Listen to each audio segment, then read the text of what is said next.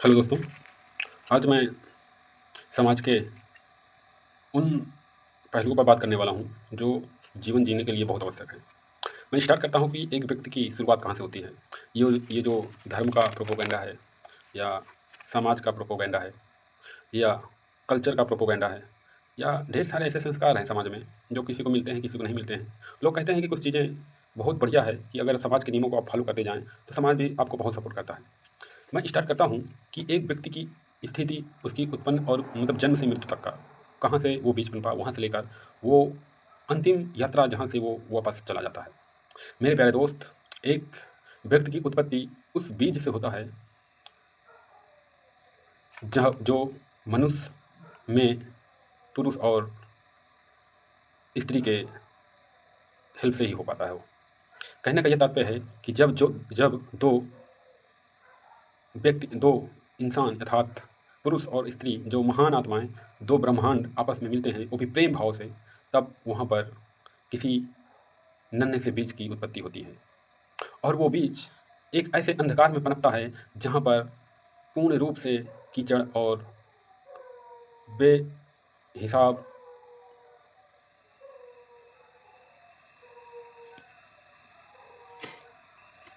बेहिसाब गंदगी होती है। और उस गंदगी, उस अंधेरे, उस एकांत में वो बीज पनपना शुरू होता है। और जहाँ पर वो अकेले ही रहता है, किसी की इच्छा नहीं, अकेले ही पनपता है। न वहाँ रोशनी जाती है, न तो प्रकाश जाता है, न तो कोई ऊर्जा उसको वहाँ पर प्राप्त होती है, लेकिन तब भी वो अपने जीवन को उस छोटे से नन्हे से बीज से लेकर एक बहुत बड़े भीमकाय शरीर का रूप धारण करता है। ठीक वैसे ही जैसे एक पौधा धरती के अंदर दब जाने के कारण अंधेरे में वो फूटता है और विकसित होता है, बाहर एक बहुत बड़े पौधे का रूप ले लेता है और वो पेड़ बन जाता है। ठीक वैसे ही मनुष्य का जन्म होता है, उस माँ के गर्भ में वो अंधेरे में पनपता है और अंधेरे में जीता है, अंधेरे में खेलता कूदता है और अंधेरे में बढ़ता है।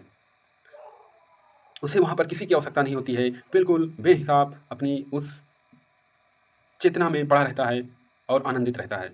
लेकिन जैसे ही वह बाहर आता है इस संसार में, उसको सहायता की आवश्यकता पड़ जाती है। सबसे पहले उसको उस माँ की सहायता पड़ती है, क्योंकि उसको जब भूख लगती है तो वो माँ ही याद आती है कि मुझे कोई खिलाए। उसकी रक्षा करने के लिए भी माँ होती है, सब कुछ वो माँ ही होती है, जो वो स्टार्टिंग पॉइंट होता है उसके लिए। बहुत ही मूल्यवान समय होता है। और जब बच्चा धीरे-धीरे बड़ा होता है तो उसको फिर धर्म में बाँधा जाता है, संस्कार दिया जाता है। लेकिन आपको यहाँ पर नोट करनी होगी कि उस बच्चे ने जब यहाँ पर जन्म लिया था, ना तो कोई उसका जन्म, ना तो कोई धर्म था, ना तो नाम था, ना तो कोई मज़हब था। कहने का यह तात्पर्य है कि हम उस बच्चे को ज़बरदस्ती धर्म में बाँधते हैं और धर्म के बाद उसके ढेर सारे समाज में फैले संस्कार में बाँधते हैं, ताकि वह बच्चा इस समाज में आया है तो जी सके। लेकिन क्या ये सही है कि वो उस बच्चे को बिना उसके इजाज़त से उसको धर्म पकड़ा दिया गया, बिना उसके इजाज़त से उसको ढेर सारे संस्कार, ढेर सारी चीज़ें सिखा दी गई, जो उसके ख़्याल या उसके हकीकत से परे रहा। उसको ये भी नहीं पता है कि संसार क्या है, समाज क्या है, धर्म क्या है, लेकिन हम सब उस पर थोपते जाते हैं। वहीं से उस बच्चे में एक विशेष प्रकार की स्थिति जगती है, जो अपनी शुद्ध चेतना को खोता जाता है। जैसे-जैसे बच्चा बड़ा होता है, वह अपने चेतना और ध्यान को खोता जाता है।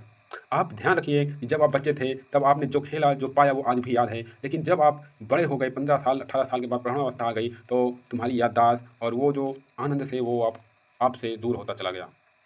यानी कि शुरू से लेकर अंत तक बच्चा धीरे-धीरे बड़ा होता है और एक पुरुष बनता है और धीरे-धीरे उसको शिक्षाएँ दी जाती हैं, वो पलता-बढ़ता है, समाज को देखता रहता है। जिस प्रकार समाज बढ़ता है, वो ठीक उसी प्रकार वो भी बढ़ता रहता है। जिस समाज में उसको रखा जाता है, जो चीज़ें कितनी बार, बार-बार दिखाई जाती है, वही ज़्यादा सीखता है। और व्यक्ति को, माँ-बाप को ये नहीं समझ में आता कि आखिर बच्चे में जो वो डाल रहे हैं, क्या वो सही है कि नहीं सही है। उन्हें इस बात की चिंता भी तनिक नहीं होती है, जो हम अभी सिखा रहे हैं, वो 20-25 साल इतना बदल गया होगा कि ये कोई मतलब का नहीं रह जाएगा, मात्र कूड़ा कूड़ा मात्र रह जाएगा।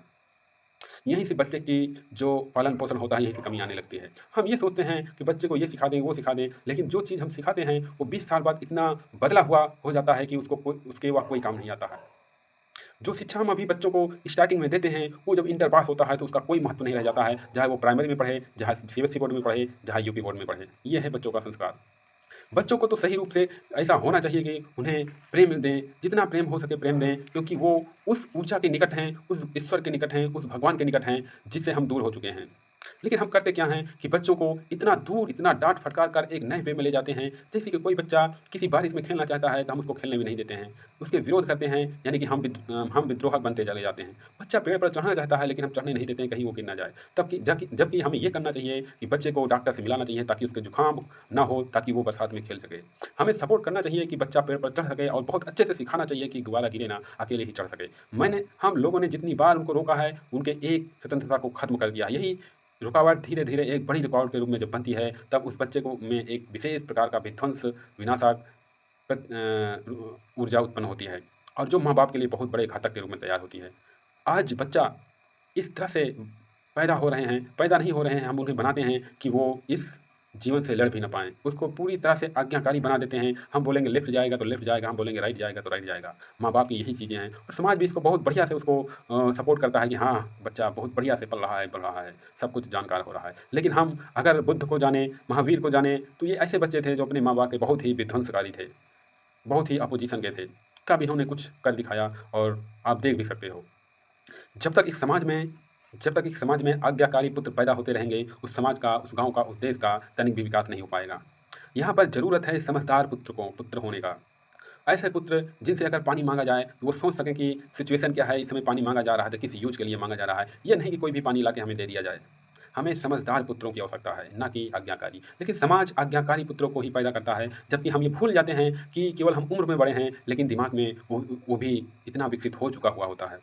एक कहानी सुनाता हूँ। एक बच्चा एक दीपक लिए हुए एक गाँव से निकल के आ रहा था। मैंने उससे पूछा कि बेटा, इस दिवाली में जो आपने दिया जलाया है, इसकी रोशनी कहाँ से आ रही है?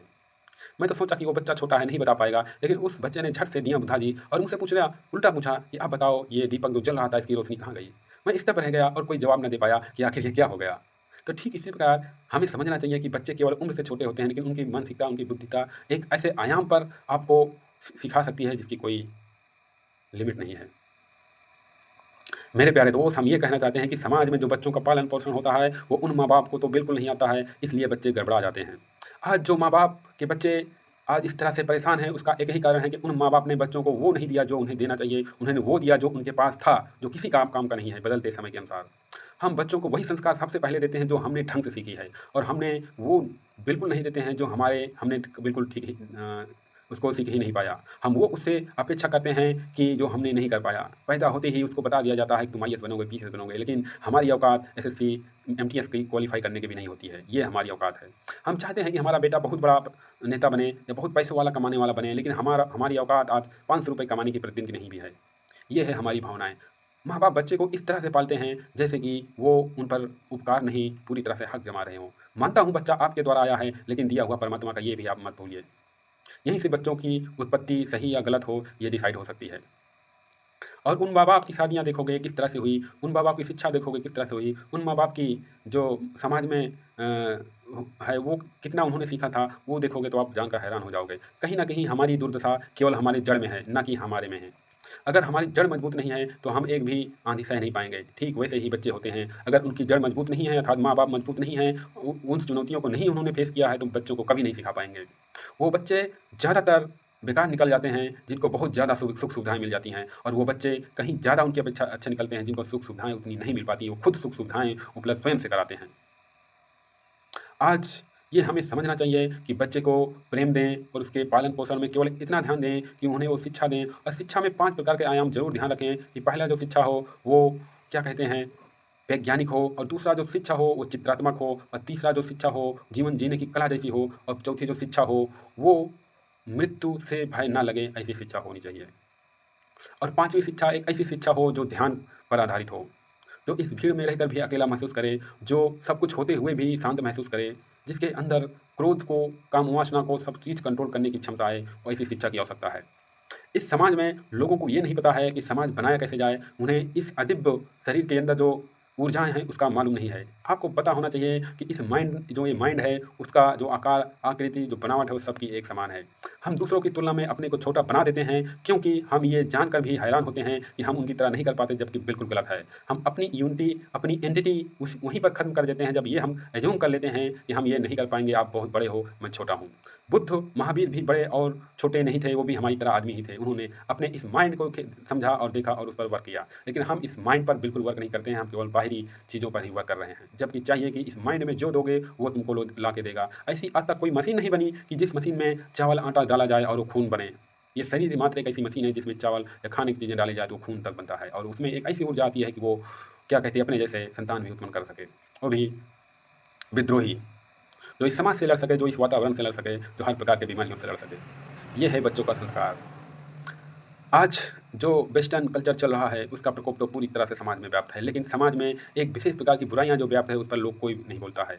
समाज में आज देखोगे कम से कम 90% माँ बाप में से 90 से 80% माँ बाप बिल्कुल शराबी हैं, नशे पत्ते से युक्त हैं, या उससे बचेंगे तो अयाशियों से युक्त हैं। केवल 10 से 15% माँ बाप सही हैं।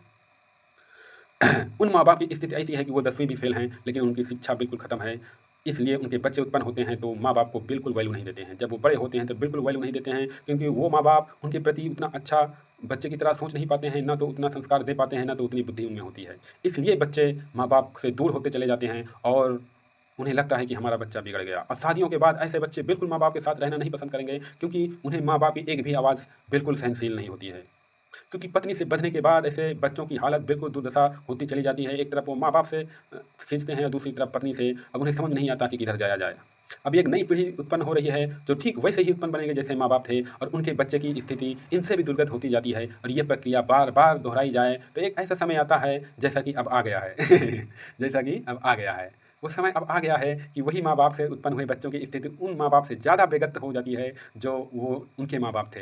आज ज़रूरत है कि बच्चों को अपने माँ बाप से प्रेम करने की। हर माँ बाप अपने बच्चे से प्रेम करते हैं, लेकिन हर बच्चा अपने माँ बाप से प्रेम इसीलिए नहीं कर पाता है क्योंकि उनके द्वारा प्राप्त हुई शिक्षा आज के 50-60 साल बाद इतना बदल जाता है जो कोई काम का नहीं रह जाता। इसलिए बच्चे इतने होनहार हो जाते हैं, माँ बाप उनके प्रति जीरो हो जाते हैं। इसलिए बच्चे माँ बाप को जीरो ही समझने लगते हैं, क्योंकि उनमें इतनी जिज्ञासा नहीं होती। आज जो सोशल मीडिया का ज़माना है, जो जितना टेक्निकली आदमी मैच्योर होता जा रहा है, लेकिन माँ बाप उनके इस चीज़ को नहीं समझ रहे हैं। समझ रहे हैं?